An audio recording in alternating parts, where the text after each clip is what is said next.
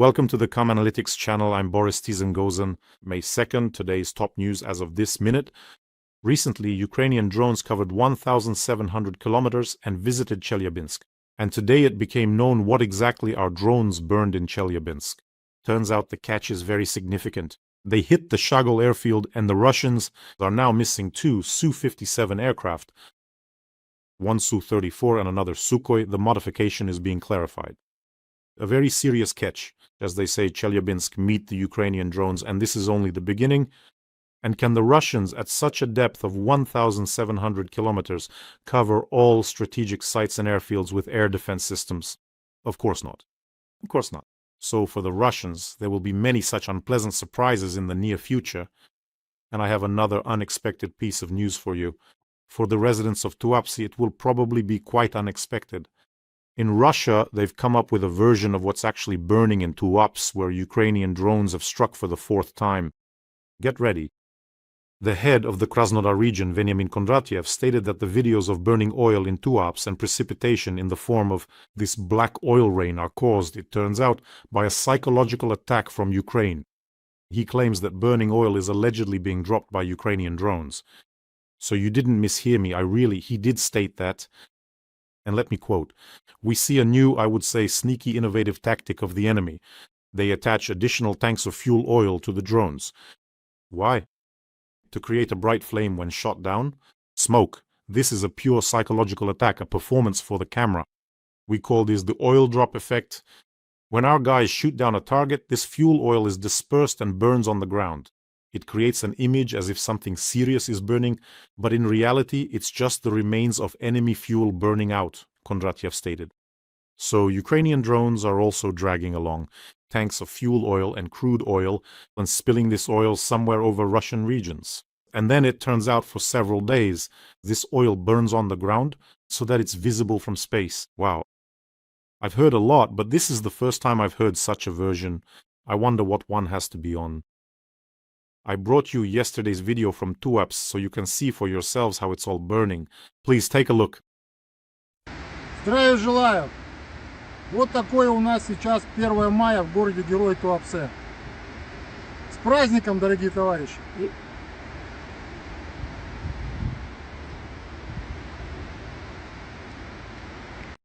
Happy holiday. Hooray! Happy holiday to those ghouls who thought the war wouldn't come back to their homes.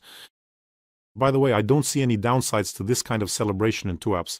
If such a holiday reached Moscow and St. Petersburg, it would be absolutely beautiful. But May 9th is just around the corner. I have a feeling they'll get their surprises. By the way, friends, don't forget to subscribe to this channel. We're fighting Putin's propaganda here. Let's do it together. So subscribe, as it helps in promoting the channel. Well, against the backdrop of burning Russian oil depots and economic problems, Russian propagandists have become somewhat sadder, haven't they? They even had to pull some completely forgotten figures out of the closet. The TASS agency published an interview with the leader of Russian bikers from the group, or in this case, maybe not a group, but a collective or vocal instrumental ensemble, the Night Wolves. So this biker is Alexander the Surgeon Zaldastanov. It's been a while since we've heard anything about him. And now they've pulled him out of the closet, dusted him off. They're having some kind of spring flare-up over there. Let me quote a small part of this interview, just a couple of sentences for you. You'll like it. So Zaldastanov, Russia is an ark. Everyone who wants to be saved will be here. Russia is fighting a battle in the literal sense of the word, with the darkness of the underworld. Those who feel and understand this, who have enough intelligence, will end up with us. One must understand here that we are dealing with a massive satanic force, and it's impossible to handle it with technical means alone. God's help is necessary, Zaldastanov stated. Could you all just gather on your ark and finally sail away somewhere far off? Just stay on your ark and don't bother anyone else. I'll just remind you, where's the beauty in this? TASS stands for the Telegraph Agency of the Soviet Union. So the Telegraph Agency of the Soviet Union is interviewing the leader of Russia's bikers who's talking about God. The most interesting thing is, why did they suddenly start promoting bikers in Russia? I mean, bikers aren't really a Russian thing, are they? Motorcyclists, or whatever else you want to call them. Bikers are about freedom, the open road, maybe even something a bit illegal. That's what bikers are, right? Well, the illegal part is very Russian, but freedom definitely isn't. I'll remind you that these night wolves are actually a state project. It's funded from the Kremlin's trough. Ideologically, they've always served the authorities. They're built into the propaganda. So they took a symbol of freedom and turned it into a traveling big-top circus with St. George ribbons. And did you notice, those bikers are always so grotesque, they're like theatrical characters. I mean, in brand new jackets, jeans, and bandanas, as if they're playing bikers in a play, you know. Well, in Russia, everything is done backwards as usual. They created this project where a street subculture supposedly supports Putin, but for some reason it's also state-funded. And this Zaldastanov, he's just some kind of head clown preacher. The most interesting thing is that these fake bikers didn't appeal to the actual biker community or to Russians in general. Putin's squads, those crazy old ladies, they even consider these bikers to be Satanists themselves. The depths of the Kremlin have spewed out all sorts of people, you know, like in the Lord of the Rings movie where all kinds of orcs come out of the depths.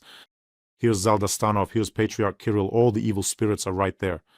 Meanwhile, Ukraine is showing the whole world that it's possible and necessary to fight an army, even if it's superior in numbers and equipment. In every episode, we have an important fundraiser for the Ukrainian Defense Forces. And today we're continuing the fundraiser for electronic warfare systems. Electronic warfare equipment for the 42nd Separate Mechanized Brigade, which is holding the line in the Donetsk direction. The soldiers have recorded a video message for you. Please take a look. Вітаємо, друзі! Ми бійці батальйону безпілотних систем Перун 42-ї окремої механізованої бригади. Зараз працюємо на одному із найтяжчих напрямків, а це Покровський. Звертаємось до усіх глядачів каналу Бориса Кізенгаузена за підтримкою нашого збору. А нам потрібен реп. Для чого нам реп? Щоб наші автомобілі не ставали ось такими і щоб наше життя завжди було під куполом. Разом до перемоги! Слава Україні! Героям слава! Let's help the soldiers of the 42nd Brigade. In this case, your donation directly saves lives. Electronic warfare equipment is what shuts down Russian drones. The link to the fundraiser is in the description of this video. There's Mono, Private, and PayPal for those who want to help from abroad. If you're watching on another channel, there's always a QR code in the corner. And in every episode, I say a special thank you from myself and from hundreds of warriors you've already helped. Together, we are a great force. Remember that. And about the US and our relationship, US Special Envoy Steve Witkoff and Donald Trump's son-in-law Jared Kushner are postponing their visit to Kyiv due to Washington's concerns that, well, resuming negotiations on Ukraine might not yield any results. The Kyiv Independent reports this, citing its sources. And the publication also noted that this is causing irritation in Kyiv due to a certain imbalance in diplomatic activity. That is, they visited Moscow, including for talks with Putin, and Trump spoke with Putin, but they don't want to go to Ukraine. They fear that Ukraine won't accept Putin's terms, which are being relayed through US envoys for some reason, though it should probably be the other way around. The US should be giving Putin their terms. It was expected that the visit of American negotiators to Kyiv would be such a push to restart trilateral negotiations after Iran, but apparently Putin is asking to put pressure on Ukraine. Recently, he called Trump, cooed nicely, asked him to influence Ukraine so that, among other things, it wouldn't hit Moscow on May 9th, because Putin is somehow fearful that he might have to run headlong from the podium in his heels, 10-centimeter ones, that's difficult, and to the sound of air raid sirens so he doesn't lose his suitcases. I'll just remind you of the background against which all this is happening. Putin convinces Donald Trump that the Russians are advancing on all fronts. In reality, the Russian spring-summer offensive has stalled. Russia is suffering record losses, more than 30,000 killed and wounded per month, and is capturing almost no new territory. In parallel, Trump has another problem. His deal with Iran is stalling. The midterm elections are getting closer and closer. Summer is just around the corner, and autumn is right here within reach. By the way, Donald Trump decided to be a bit sneaky again. He announced to Congress the end of hostilities in Iran. He said, "That's it, the fighting is over." Well, do you know why he did that? In order to bypass the need to get approval from lawmakers to continue this operation? What's the logic? According to the law, the US president is required to get congressional approval if military actions last more than 60 days. Well, if Trump said that it's all over, tomorrow he'll say, and we're starting again. And as it turns out, he's reset the 60-day period. Yeah, he's a sly one. Well, what else could you expect from Donald Trump? And then there's the news that the air is cleared, but the bad blood remains, right? The United States will withdraw within a year 5,000 of its troops from Germany. The Wall Street Journal is reporting this. In a talk with reporters, Trump also allowed for the possibility of withdrawing American troops from military bases in Italy and Spain, because European countries offended Donald Trump by not helping the United States in Iran. Oh, what a grudge, huh? I've said many times that withdrawing American troops and reducing cooperation with European states within NATO and beyond will primarily hurt the United States itself. Well, it's a blow to, among other things, the very logic of NATO. That is, American military protection is turning from a strategic obligation into a tool for political punishment or political grudges, if you will. So Trump is effectively breaking the system that NATO and Washington have been building since the end of World War II, a network of allies and bases. Most importantly, the dependency that made America a global center of power. And when the United States starts blackmailing allies with security, Europe draws the only rational conclusion. They need to depend less on the United States. Who knows, tomorrow Donald Trump might wake up and say, I'm taking all the troops out of Europe. Could that happen? Yes, of course it could. So what does this mean for the United States? Europe is accelerating its own defense industry, creating autonomous defense structures and gradually moving away from the American military umbrella. So Trump isn't just pressuring Europe right now, he's dismantling brick by brick the architecture of American influence built over 70 years. And it's not like he's the one who built it. Germany, by the way, reacted quite cautiously to Trump's decision. German Defense Minister Boris Pistorius stated that Europe will have to strengthen its defense capabilities, and from now on, Europeans must take more responsibility for their own security. And he emphasized that Germany is moving in the right direction, and with Ukraine, by the way, everything is fine there too. And Pistorius added, by the way, that right now, Germany is expanding the Bundeswehr, increasing arms purchases and developing military infrastructure. In other words, they're preparing for war with a madman who unfortunately has already attacked us. Well, let's imagine that today it's Germany, Italy, and Spain. Tomorrow, Trump will get offended by Saudi Arabia, he'll get offended by Qatar, Jordan. And what, will he start closing bases in the Middle East? And geopolitics abhors a vacuum. And where the United States leaves, believe me, China will automatically appear, and maybe even the Russian Federation. And who did all this? It's been a while since we heard from Robert Fico. He's hunkered down, quiet as a mouse. He seemed a bit down after Orban's defeat. But here, apparently, he gathered some strength or had a drink, I don't know, and made a statement. So Fico says, I meet with Putin and everyone criticizes me. And when I return after meeting Putin, everyone in the restrooms in Brussels asks me, what did he say? So why don't they also go and talk to him? I don't know why someone is always asking Fico things in restrooms. It's hard for me to understand this logic. You know, you don't need to meet with Putin to know what he'll say. Coughs. Russia is winning. Well, maybe some more of that crude, silly soldier humor. Fico needs to draw some very simple conclusions. Everyone Putin has supported ends up in one of four scenarios. A crushing defeat, like with Orban, arrest, like with Maduro, flight, like Assad or Yanukovych, or liquidation, like Ayatollah Khamenei. So Fico still has some time to think about that. Well, Putin, realizing things are bad at the front, continues to attack civilians in Ukraine. In Kherson, drones attacked 2 minibuses today, 2 shuttle buses. Local social media says that at 7 a.m., a drone attacked a shuttle bus in the Dniprovsky district of Kherson. 2 people were killed, 9 were wounded. And after that, at 10:40, a second drone attacked another shuttle bus, this time in the central district. My condolences to those who lost loved ones today and a speedy recovery to those who were injured. Russian drones are absolutely intentionally attacking shuttle buses full of people. Absolutely intentionally.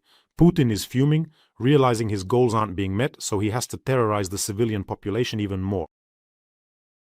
Hang in there, dear Kherson. Recently, we delivered reconnaissance drones to our Marines in the Kherson direction. To you, friends, a huge thank you for that.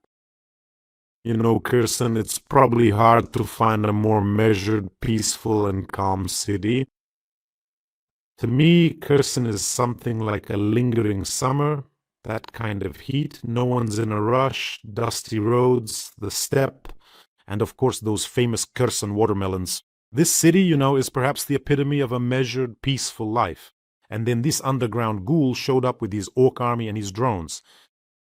For Putin, Kherson, I think, is a special kind of pain. Since the start of the full-scale invasion, Kherson is the only regional center that was temporarily occupied by the Russians. And then the Russians were shamefully driven out of there. Well, those who managed to escape. Kherson was liberated. And of course, the bold one feels hatred for that. He could have boasted about at least one captured regional center, but he failed even there. In Kherson, the Russians took such a beating they'll remember it forever. Hang in there, Kherson. All of Ukraine is with you. And we also have a segment today from the Crimean partisans, from our friends whom we've collaborated with for a long time, from my native occupied Crimea. It's a wide network of people who are bringing Ukraine's victory closer. And from them, we periodically receive interesting and important news. So here is what they're saying in Crimea. One of the collaborators had a monstrous idea to limit the internet in the occupied territories, doing it so that neither Putin, Roskomnadzor, nor the Kremlin are blamed, but rather the people who use the internet themselves. Do you know what the idea is? The idea is to multiply the tariffs for using Western services, foreign services. You want to watch some Western movies, use foreign libraries, some foreign news, pay triple, fivefold, tenfold the tariff. No? Here's a list of whitelisted sites. And considering that Putin has systematically brought the Russian Federation and the occupied territories to poverty, draw your own conclusions. They'll be told later, well, you can't pay for it yourselves. Of course, you can watch some Western news, but you don't have the money. Can you imagine? Another piece of news from Sevastopol. An exodus is happening. Despite the approaching holiday season, in Sevastopol there is a trend of people leaving the city. It's all very simple. Recent attacks on military infrastructure showed that air defense in Sevastopol works, well, to put it mildly, not as they say on TV and local collaborators. Recently, precise strikes on ships in Sevastopol Bay and a strike on the Almazante building so scared local collaborators and newcomers that they are moving their families away. Those who can. For example, the traitors Aksionov and Konstantinov, it turns out, have acquired real estate in Turkey and the Middle East. Apparently, they've done well for themselves in the occupation. Well, no matter, the Crimean partisans know everything. They record everything. And one more piece of news about Trump. He just won't settle down. Donald Trump announced 25% tariffs on cars from the European Union. He wrote that he is happy to announce new tariffs on passenger cars and trucks that will be imported from the European Union. And they will take effect next week. It's not even a question of the fact that possibly later by court decision, these tariffs will have to be returned. That's not the point. The point is that the trade war and insult are directed precisely at allies. And for some reason, sanctions are being partially lifted from Russian oil. And that if Donald Trump still wants to become one of the fathers of a peace agreement in Russia's war against Ukraine, then now is the time to put pressure specifically on Russia, instead of helping Putin out of the swamp that Putin, dragged himself into. Another important point, when Ukraine relied on US aid, the situation was different. Remember, as soon as they stopped relying on it and that aid ceased, look at how the situation changed. And no one tells the Ukrainians anymore, don't hit Russian oil refineries. Well, maybe they do, but as we can see, the Ukrainians aren't really listening. And here's the result. Russia will be forced to reduce oil production volumes due to strikes on refineries. This is evidenced by data from the Center for Macroeconomic Analysis. That is, oil shipment problems led to the filling of the Transneft pipeline system and all the tank farms. Therefore, production will be reduced. And you can't just turn off an oil well like a faucet. That is, capping a well is a serious and expensive process. Part of the production will be lost forever, that's a fact. And the Russians have no other way out. Take Tuapse as an example. A tank farm is burning there now, the refinery stopped after drone strikes, but oil continues to flow through the pipes. And where should it be unloaded? There's no tank farm, the refinery isn't processing, so that means crude oil must be sent directly to tankers for shipment. This is a significant loss of revenue, and on the other end of the pipe, they're starting to shut down wells because the pipe and storage are full, and Ukraine is taking out storage every night. Where to put the oil? When the oil pipeline system and storage are full, what's the best thing to do? Exactly, hit the ports and oil terminals where the tankers are loaded? And then that's it. A total system collapse. Like that guy at the start of the program said, happy holiday to you, Russians. And you friends, take care of yourselves, take care of your loved ones, and don't forget to subscribe to this channel. And I'm asking you, please, let's help our fighters. The link to the fundraiser is in the description of this video. It's very difficult for them right now in the Donetsk direction, and they really need electronic warfare equipment right now. Have a peaceful day, everyone, and glory to Ukraine.